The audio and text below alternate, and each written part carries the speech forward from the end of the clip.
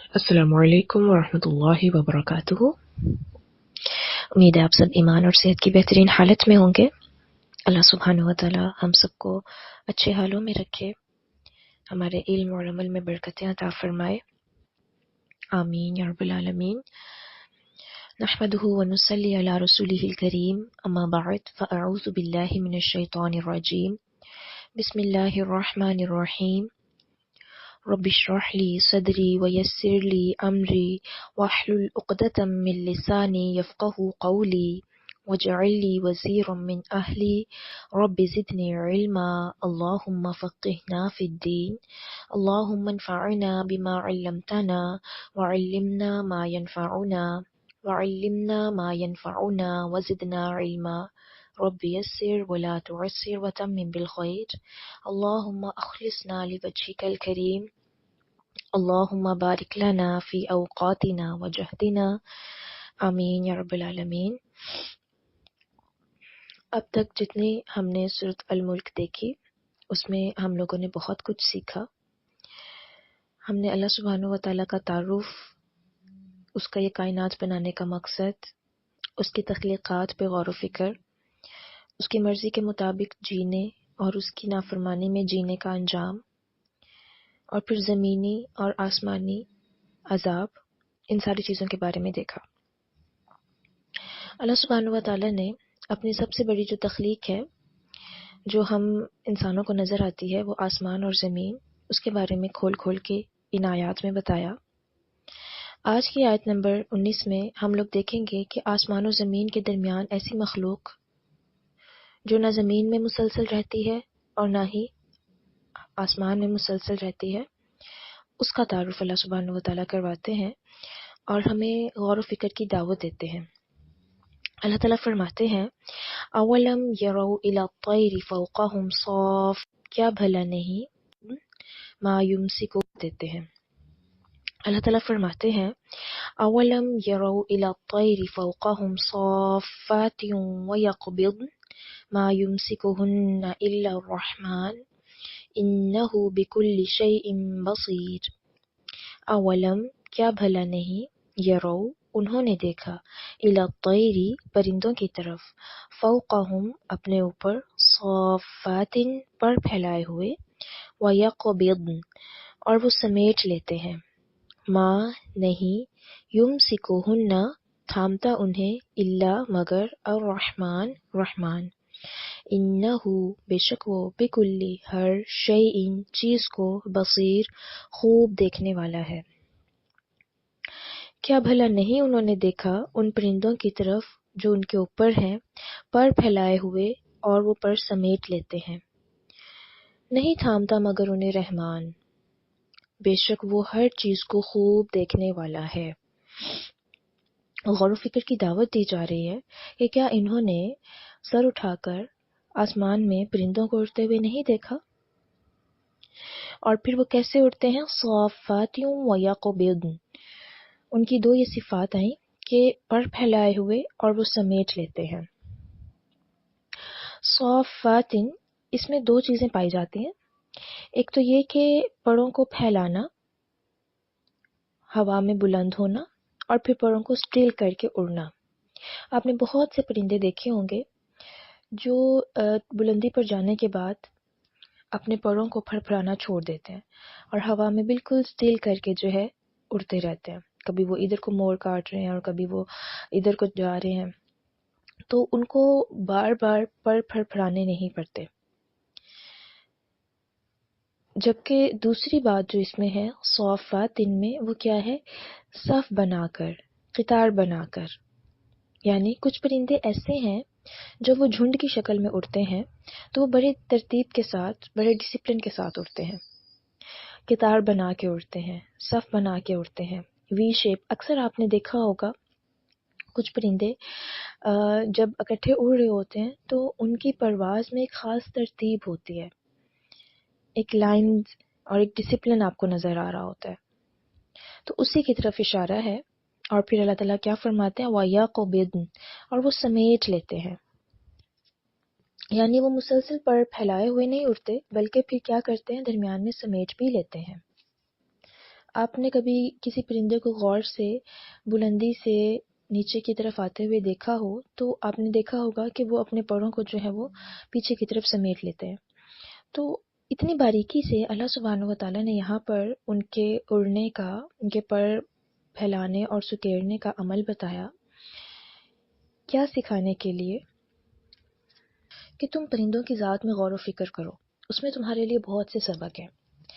جب ان کو پر پھیلانے کی ضرورت ہوتی ہے وہ پر پھیلاتے ہیں، اور جب ان کو سمیٹنے کی ضرورت ہوتی ہے وہ سمیٹتے ہیں. اور یہ چیز ہے جو ان کو بیلنس رکھتی ہے، جو ان کو اعتدال میں رکھتی ہے، جو ان کو فضا میں ڈگمگانے نہیں دیتی، گرنے نہیں دیتی. ان کو پتہ ہے کب انہوں نے کیا کرنا ہے. یہی چیز ایک مومن کی زندگی کا ایک اہم رکن ہوتی ہے کہ وہ ہر چیز میں اعتدال سے کام لینے والا ہوتا ہے. اس کو پتہ ہوتا ہے کس ٹائم پہ اس نے کیا کام کرنا ہے اور کس ٹائم پر اس نے کون سا کام نہیں کرنا.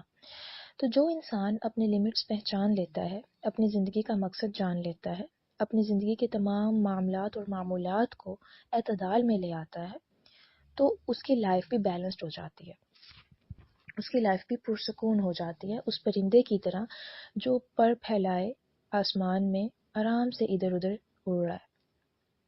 اور پھر آپ دیکھیں اللہ سبحانہ وتعالیٰ کیا کہتے ہیں، ما یمسکہن الا الرحمن، نہیں تھامتا انہیں مگر رحمان. کیسے اڑتے ہیں وہ؟ کون تھامے ہوئے ہیں ان کو؟ کیا اوپر سے کوئی رسی سے بندھے ہوئے ہیں جس کے ذریعے وہ ادھر ادھر جا رہے ہیں؟ یہ بغیر سہاروں کے، یہ بغیر کسی اور قوت کے، یہ صرف اور صرف اللہ سبحانہ وتعالیٰ کی ذات ہے جو ان کو فضا میں ایسے تھامے ہوئے ہے. میں اور آپ اگر اس کی نقل کرنا چاہیں، اپنے بازو پھڑ پھڑا کے اوپر اڑنا چاہیں، ہم نہیں کر سکتے، ہم بالکل بھی نہیں کر سکتے. لیکن اللہ سبحانہ وتعالیٰ نے پرندوں کو اس طریقے سے ڈیزائن کیا، ان کو اس طریقے سے بنایا، اور پھر ان کے اندر یہ چیز رکھی کہ انہوں نے اڑنا ہے، اور اڑتے ہوئے انہوں نے ڈرنا نہیں ہے، انہوں نے اس طرح سے جو ہے وہ سارا یہ عمل کرنا ہے. تو ان کو پھر اللہ ہی تھامتا ہے. تو وہ رب جو آسمان اور زمین کے درمیان معلق مخلوق سے غافل نہیں ہے، تو وہ ہم سے کیسے غافل ہو سکتا ہے؟ کیا فرماتا ہے، اِنَّهُ بِكُلِّ شَيْءٍ بَصِيرٌ، بے شک وہ ہر چیز کو خوب دیکھنے والا ہے. اب یہاں پر وہ کہہ سکتا تھا کہ بے شک وہ پرندوں کو خوب دیکھنے والا ہے، کیونکہ پرندوں کی بات آ رہی ہے، لیکن یہاں وہ کہہ رہا ہے کہ ہر چیز کو خوب دیکھنے والا ہے. اگر انسان کو لگتا ہے کہ اللہ سبحانہ وتعالیٰ اس کے حال کو نہیں دیکھ رہا، اس کے غم کی شدت کو نہیں پہچان رہا، ہوتا نا بعض اوقات کچھ چاہیے ہوتا ہے ہمیں، کچھ دعائیں ہوتی ہیں جو بڑی شدت سے ہم مانگ رہے ہوتے ہیں، لیکن ہم ظاہری طور پہ اور وقتی طور پہ اس کا کوئی رزلٹ نہیں دیکھ پا رہے ہوتے، یا حالات ویسے نہیں ہو رہے ہوتے جیسے ہم چاہ رہے ہیں. ہمیں ایسا لگتا ہے جیسے ہم زمین اور آسمان میں بالکل معلق ہو کے رہ گئے ہیں، نہ آگے کا کچھ پتہ، نہ پیچھے کی کوئی ٹینشن، حال میں جو ہے ہمارا حال بدحال ہے. تو یہ ساری چیزیں جب انسان کی زندگی میں آتی ہیں اور وہ خود کو بڑا تنہا محسوس کرتا ہے اور اس کو سمجھ نہیں آتی کہ وہ کیا کرے، کہاں جائے، کبھی لوگ پریشر لگا رہے ہیں اور کبھی معاشرہ اس طرف دھکیل رہا ہے اور کبھی کیا ٹینشن دی جا رہی ہے، تو اللہ سبحانہ و تعالیٰ کیا فرما رہے ہیں، ما یمسکہن الا الرحمن، وہ رب تو پرندوں کو بھی تھامنے والا ہے. جب وہ آسمانوں میں اڑ رہے ہیں تو وہ ہمیں کیسے نہیں تھامے گا، وہ ہم سے کیسے غافل ہو سکتا ہے؟ تو ہر چیز کو دیکھ رہا ہے. آپ کبھی ہاتھ پھیلاتے ہیں اس کے آگے دعا کے لیے، پھر کبھی آپ ہاتھ سمیٹ لیتے ہیں، پھر کبھی امید جاگتی ہے تو پھر ہاتھ پھیلاتے ہیں، آنسو بہاتے ہیں، گر گراتے ہیں، دعائیں مانگتے ہیں، اور پھر انہی ہاتھوں کو سمیٹتے ہوئے اپنے آنسو صاف کرتے ہیں، اور پھر اللہ سبحانہ و تعالیٰ سے ایک امید رکھتے ہیں، یقین رکھتے ہیں کہ وہ رب تعالیٰ جو ہے وہ جلد آپ کی دعاؤں کا جواب دے گا. تو ایسے سب کے لیے، ایسے ہر انسان کے لیے، ما یمسکہن الا الرحمن انہ بکل شیء بصیر، کہ اللہ سبحانہ و تعالیٰ کی ذات تھامے گی. اس نے ابھی بھی تھاما ہوا ہے. وہ جو حالات آج ہمیں لگ رہا ہے کہ ہمارے لیے اچھے نہیں ہیں، یا وہ چیزیں، وہ واقعات جو مجھے ناگوار گزر رہے ہیں اپنی زندگی میں، اللہ سبحانہ و تعالیٰ اگر ان کو میرے لیے اسی طرح سے پلان کر رہا ہے تو اس میں بہت بڑی حکمت ہے. عسیٰ ان تکرہوا شیئا فہو خیر لکم. تو ان ساری چیزوں میں ہمیں حکمت تلاش کرنے کی ضرورت ہے. کیونکہ انہو بکل شیء بصیر، وہ دیکھ کے غافل نہیں ہوتا، وہ دیکھ کے اندیکھا نہیں کر دیتا، وہ سب دیکھ رہا ہے، بس وہ خاموشی سے سب پلان کر رہا ہے۔ تو ہمیں اس رب پہ ایسا یقین ہونا چاہیے جیسے ایک پرندے کو ہوتا ہے کہ جب میں اڑوں گا تو میں گروں گا نہیں۔ تو جب ہم دعائیں مانگ رہے ہیں، جب ہم کوششیں کر رہے ہیں، جب ہم محنت کر رہے ہیں، تو ہمیں اللہ سبحانہ و تعالیٰ پر یہ یقین ہونا چاہیے کہ وہ مجھے تھامے گا، وہ مجھے بچا لے گا۔ تو بہرحال اس آیت میں جو ان پرندوں کے اڑنے سے ہمیں سبق ملتے ہیں وہ کیا ہیں کہ ان کی زندگی میں بظاہر دیکھا جائے تو ایک ہی آپ کو چیز نظر آئے گی، وہ صبح کو اٹھتے ہیں، رزق کی تلاش میں جاتے ہیں، پھر رزق لے کے واپس آتے ہیں، اور وہی چیز جو تمام مخلوق کے اندر مشابہ ہے کہ بچے پیدا کرنا، پھر ان کو پالنا اور ان کی رزق کی تلاش کرنا، اور پھر واپس اپنے گھروں کو آ جانا اور راتوں کو سونا۔ تو اللہ سبحانہ و تعالیٰ نے ان مخلوقات کے ذریعے ہمیں یہ ذمہ داریاں ضرور سکھائی ہیں، لیکن ایک بہت بڑی جو چیز ہمیں سکھائی گئی وہ کیا ہے کہ ہر دم اللہ پر بھروسہ، ہر دم اللہ سبحانہ و تعالیٰ کی اطاعت، کوئی حد سے تجاوز نہیں، کوئی اللہ سبحانہ و تعالیٰ کی نافرمانی نہیں، کوئی اپنی لمٹس سے نکل کر کام نہیں کرنا۔ ہر وہ چیز، ہر وہ کام جو آپ کی زندگی میں درپیش ہے، آپ اس کو اللہ تعالیٰ کی اطاعت کے مطابق، اس کی مرضی کے مطابق کرنے والے ہوں۔ پھر آپ دیکھیں کہ ان پرندوں سے ہمیں ڈسپلن پتہ چلتا ہے کہ جب وہ اڑتے ہیں تو کس قدر ڈسپلن کے ساتھ اڑتے ہیں، اور خصوصاً جب یہ اکٹھے اڑتے ہیں تو آپ ان کے ڈسپلن میں، آپ ان کے رو بنانے کے عمل میں ایک ٹیم ورک کو پائیں گے۔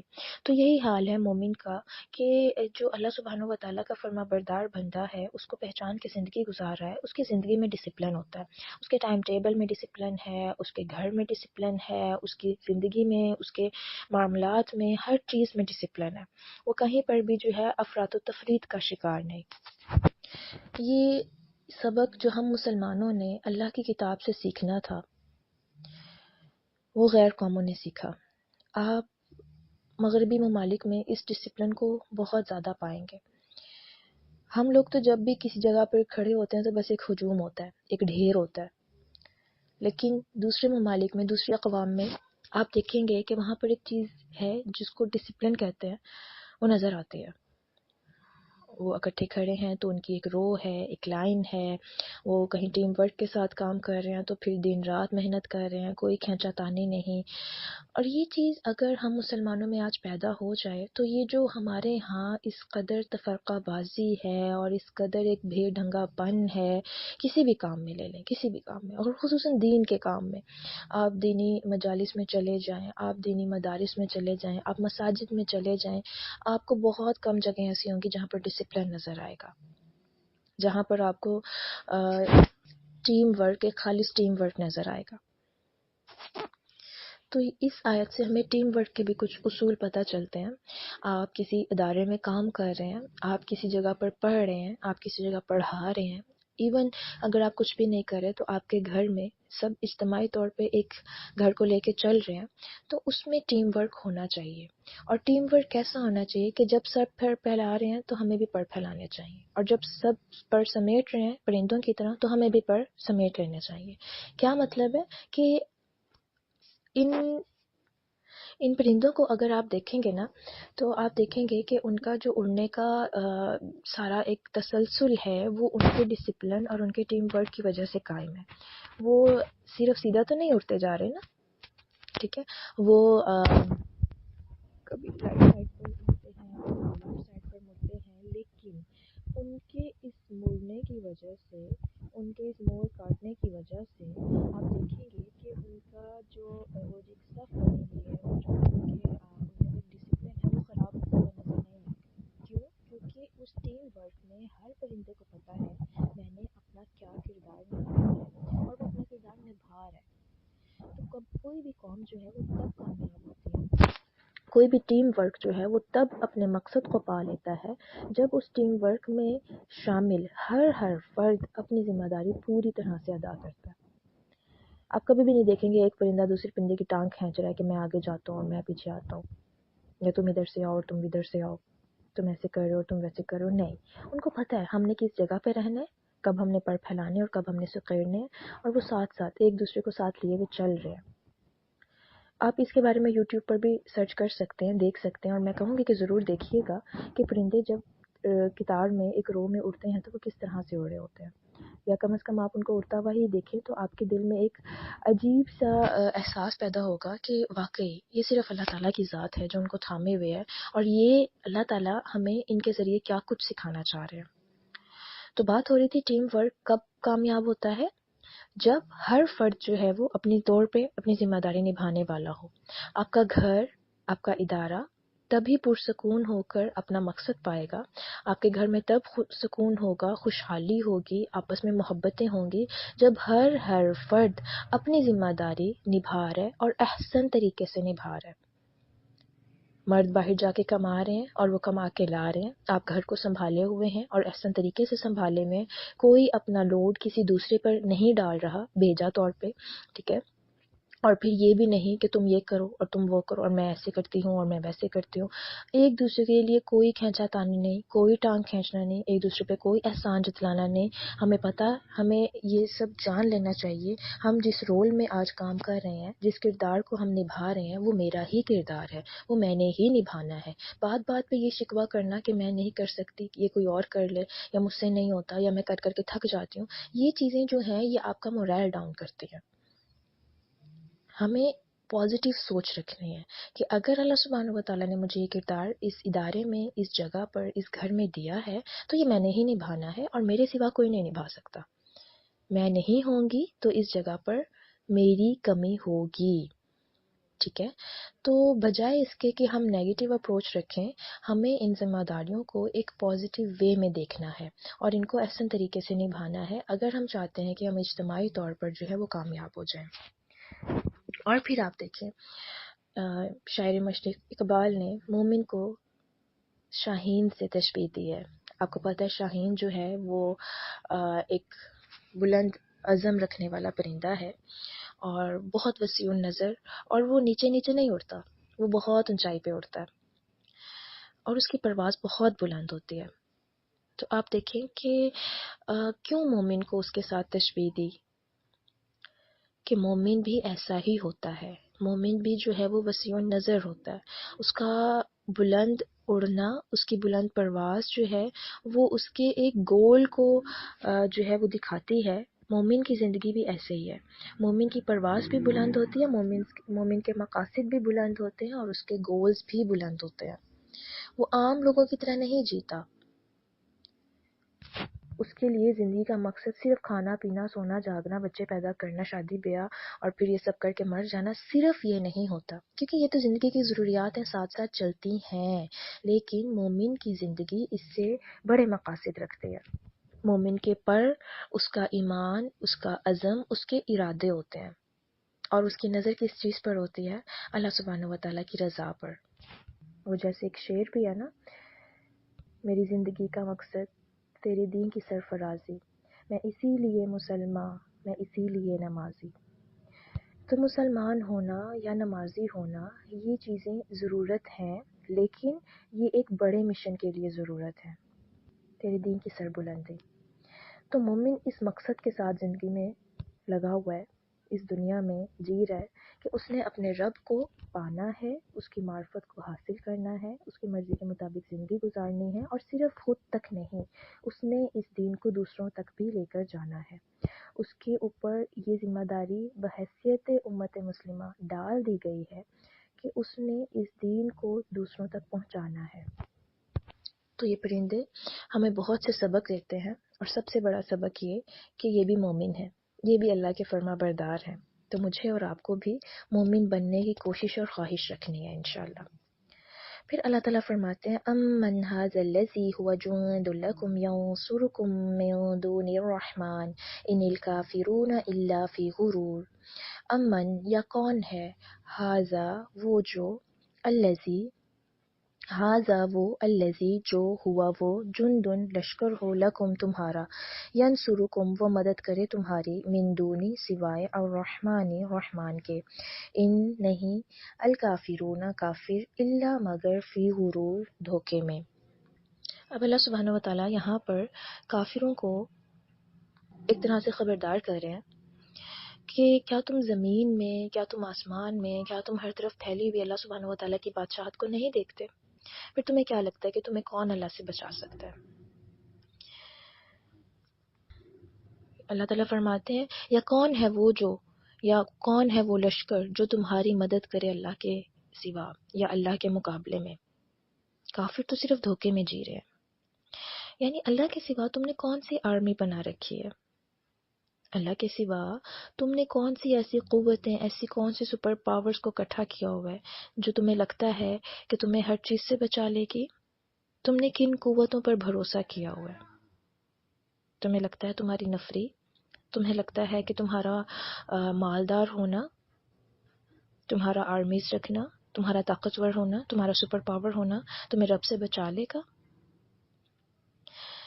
آپ دیکھیں کہ کوئی بھی ملک جتنا بھی آگے چلا جائے، ترقیاتی لحاظ سے، مالی لحاظ سے سپر پاور بن جائے، جب اللہ سبحانہ و تعالیٰ کی طرف سے کوئی فیصلہ ہو جاتا ہے عذاب کا، تو ساری آرمیاں، ساری سپر پاور، سارا کچھ دھرے کا دھرا رہ جاتا ہے.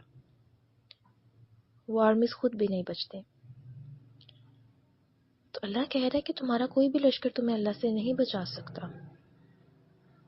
اگر آج ہم پوری دنیا پر ایک نظر دوڑائیں تو جو ممالک ایٹمی پاورز ہیں یا ایٹمی طاقت ہیں، تو ان کو کس چیز پر بڑا مان ہے؟ اپنے ایٹمی طاقت ہونے پر. لیکن وہ اللہ سبحانہ و تعالیٰ کے مقابلے میں کچھ بھی مدد نہیں کر سکتی. اللہ کہہ رہے ہیں کافر تو صرف دھوکے میں جی رہے ہیں. یہ ایک بہت بڑا دھوکہ ہوتا ہے کہ انسان اپنے مال اور اسباب پر بھروسہ کیے رکھے اور اسے لگے کہ ہاں میرے پاس اتنا ہے، میں کر لوں گا، کچھ نہیں ہوگا، سب ہو جائے گا، میرے پاس بہت ہے، میں بہت محنت کرنے والا ہوں، میں بہت کمانے والا ہوں، میرے پاس بہت بینک بیلنس ہے، میرے پاس مال و دولت ہے، جائیداد ہے، سب ہو جائے گا، سب کر لوں گا میں. لیکن جب اللہ سبحانہ و تعالیٰ کا کوئی فیصلہ آتا ہے تو یہ ساری کی ساری چیزیں، یہ سارے کے سارے اسباب وہیں کے وہیں رہ جاتے ہیں. آج حالات ہمارے سامنے ہیں. ان الکافرون الا فی غرور. دھوکے میں تو کافر رہتے ہیں. مومن اس چیز کے دھوکے میں نہیں رہتا کہ میرے پاس مال ہے تو میرا مال مجھے بچا لے گا، میرے پاس جوانی ہے تو جوانی میں بہت کچھ کر لوں گا، میرے پاس علم ہے تو میرا علم مجھے بچا لے گا. مومن اللہ سبحانہ و تعالیٰ کی دی ہوئی نعمتوں کو یوز تو کرتا ہے لیکن ان پہ ویسا بھروسہ نہیں کرتا کہ گویا یہی سب کچھ ہے. تو یہاں پر میرے اور آپ کے سوچنے کے لیے ایک پوائنٹ ہے کہ کیا میں اپنے اسباب پر تو بھروسہ نہیں کیے ہوئی؟ کیونکہ توکل نام کس چیز کا ہے کہ آپ اسباب استعمال کریں لیکن آپ کا بھروسہ اپنی محنت اور اسباب سے زیادہ اس رب کی ذات پر ہو. ان پرندوں کی طرح جو صبح کو نکلتے ہیں، خالی پیٹ جاتے ہیں اور ان کو کچھ نہیں پتا ہوتا کہ انہوں نے کہاں جانا ہے، لیکن رب تعالیٰ ان کو شام سے پہلے بھرے ہوئے پیٹ کے ساتھ بھیجتا ہے. تو ان الکافرون الا فی غرور، تو نہیں ہے کافر مگر دھوکے میں. اور سورۃ آل عمران میں بھی اللہ سبحانہ وتعالیٰ کیا فرماتے ہیں کہ کافروں کا ان شہروں میں چلنا پھرنا تمہیں ہرگز دھوکے میں نہ ڈالے. کبھی بھی ان سے مروب مت ہو کہ ان کی لائف بڑی جو ہے وہ ویل سیٹلڈ ہے اور وہاں پر جو ہے ان کو ہر طرح کی سہولت مہیا ہے اور وہاں پر جو ہے وہ عیش و عشرت کی زندگی گزارے. اللہ تعالیٰ کہتے ہیں ان کا چلنا پھرنا، ان کا شہروں میں آنا جانا، ان کے ورڈ ٹورڈز تمہیں دھوکے میں نہ ڈالے. یہ تو دنیا کی زندگی ہے، اور دنیا کی زندگی کیا ہے؟ فانی. وَمَا الْحَيَاةُ الدُّنْيَا إِلَّا لَهْوٌ وَلَعِبٌ. یہ تو صرف ایک کھیل تماشا ہے اور اصل چیز تو آخرت ہے. پھر اللہ تعالیٰ فرماتے ہیں امن ھذا الذی یرزقکم ان امسک رزقہ بل لجوا فی عتو ونفور. امن، یا کون ہے، ھذا وہ، الذی جو، یرزقکم رزق دے گا تمہیں، ان اگر امسک وہ روک لے، رزقہ اپنا رزق، بلکہ لجو وہ اڑے ہوئے ہیں، فی عتو سرکشی میں، ونفور بڑی دکھنے میں. اللہ تعالیٰ کہہ رہے ہیں کہ اگر اللہ رزق روک دے لوگوں کا تو اللہ کے سوا اور کون ہے جو رزق دے. رزق کی ساری کنجیاں تو صرف اور صرف اس رب کے ہاتھ میں ہیں. آپ دیکھیں رزق وہ چیز ہے جس کے اوپر ہم میں سے ہر انسان کی زندگی کا انحصار ہے. رزق کی وسعت ہے تو ہم خوش ہو جاتے ہیں، رزق کی تنگی ہے تو ہمارے لیے زندگی بڑی کٹھن ہو جاتی ہے۔ رزق ایسی چیز ہے جس کو اللہ تعالیٰ نے ہر انسان کے ساتھ جوڑ دیا ہے، جس کی ضرورت کو ہر انسان کی ضرورت بنا دیا گیا ہے۔ لیکن اس سب چیز کا مقصد کیا ہے کہ انسان اللہ تعالیٰ کو ہی رازق سمجھے۔ وہ بڑھاتا ہے تو یہ اس کی مشیت ہے، وہ تنگ کرتا ہے یہ بھی اس کی مرضی ہے، وہ بالکل روک لیتا ہے تو انسان کچھ نہیں کر سکتا۔ رزق کی کنجیاں صرف اس کے ہاتھ میں ہیں، مگر لوگ اسے چھوڑ کر اوروں سے توقعات رکھے ہوئے ہوتے ہیں، اوروں کو دیکھ رہے ہوتے ہیں، رزق کے معاملے میں اوروں کے سامنے ہاتھ پھیلا رہے ہوتے ہیں، اوروں کے در پہ جھک رہے ہوتے ہیں۔ تو اللہ تعالیٰ کیا فرماتے ہیں؟ فَابْتَغُوا عِندَ اللَّهِ الرِّزْقَ، رزق تو تم اللہ کے پاس تلاش کرو۔ کیسے اللہ کے پاس تلاش کیا جائے؟ اس میں کچھ چیزیں ہیں۔ ایک تو یہ کہ انسان جو ہے وہ اللہ سبحانہ و تعالیٰ سے پاکیزہ اور حلال رزق مانگے، کیونکہ ہمیں آپ صلی اللہ علیہ وسلم کی دعاؤں سے رزق کے بارے میں دعائیں ملتی ہیں کہ آپ جو تھے وہ رزقاً طیبہ، اس کے بارے میں سوال کیا کرتے تھے، اللہم انی اسألک علما نافعا وعملا متقبلا ورزقا طیبا۔ تو رزق کا سوال کرنا اللہ سبحانہ و تعالیٰ کے ہاں یہ پسندیدہ ہے، یہ سنت ہے اور یہ کرنا چاہیے۔ ہم میں سے اکثر لوگ جب بھی رزق کی تنگی کا شکار ہوتے ہیں یا مالی حالات میں ہم لوگ تھوڑے سے آپ کہہ لیں کہ پیچھے جاتے ہیں، تو ہماری نظریں سب سے زیادہ لوگوں پر وابستہ ہوتی ہیں۔ اب کون میری مدد کرے گا، اب کون میرا ساتھ دے گا، اب کون ان حالات میں مجھے جو ہے وہ سہارا دے گا۔ تو مومن کو اللہ کیا سکھاتے ہیں کہ وہ اللہ سے مانگے اور اللہ سے بہت مانگے، کیونکہ اللہ کے ہاں کسی چیز کی کمی نہیں ہے، اس کے خزانے بہت وسیع ہیں، وہ جتنا بھی لوگوں پہ خرچ کر لے اس کے خزانوں میں کوئی کمی نہیں آتی۔ تو وابتغوا عند اللہ الرزق، اللہ کے پاس رزق تلاش کرو۔ پھر یہ کہ جو بھی رزق اللہ دے رہے ہوں اس میں ہم اللہ سبحانہ و تعالیٰ کی رضا کو مد نظر رکھے ہوئے ہوں، حلال کے لیے کوشش کرنے والے ہوں، اس میں ہر طرح کی حرام کوشش سے بچنے والے ہوں۔ پھر یہ کہ اس رزق کو کماتے کماتے ہم جو ہے وہ اللہ تعالیٰ کی نافرمانی میں یا اس کے عائد کیے ہوئے فرائض سے غافل نہ ہوں۔ پھر یہ کہ اس کو ہم حلال جگہوں پر حلال کاموں میں خرچ کرنے والے ہوں، اور حلال کاموں میں خرچ کرنے کے ساتھ ساتھ ہم اس کو اللہ سبحانہ و تعالیٰ کے لیے بھی لگانے نکالنے والے ہوں۔ جیسے قرآن پاک میں آتا ہے نا وَمِمَّا رَزَقْنَاهُمْ يُنْفِقُونَ، تو وہ اس میں سے جو ہم نے ان کو رزق دیا وہ خرچ کرتے ہیں۔ اللہ نے مومنوں کی صفات بتائیں۔ تو اللہ کیا فرماتے ہیں؟ کون ہے وہ جو رزق دے گا تمہیں اگر وہ روک لے؟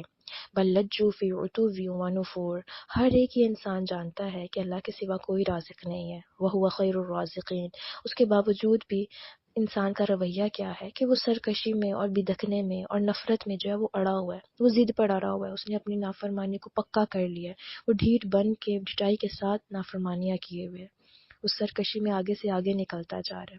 تو یہ انسانوں کا حال ہے۔